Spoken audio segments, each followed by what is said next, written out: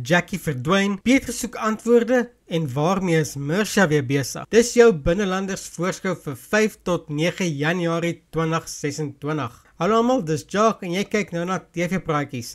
As jy nuut is, welkom en as jy al 'n ou vriend is, welkom terug.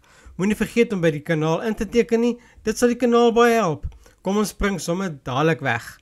Maandag 5 Januarie 2026.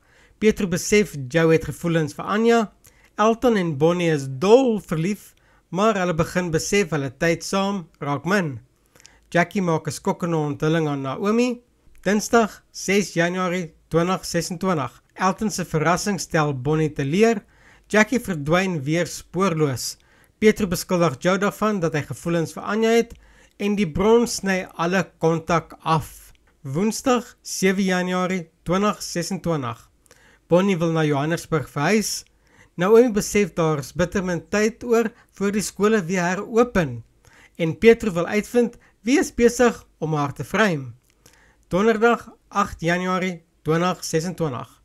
Eis se aand eindig heeltemal anders as wat hy verwag het. Bonnie blom wanneer sy 'n fantastiese verrassing kry en Naomi raak agterdogtig oor Mersha se newe tuis besigheid. Vrydag 9 Januarie 2026. Eis is geskok na ongeluk, veral wanneer die slagoffer ernstig beseer is en as 'n Jane Doe verklaar word.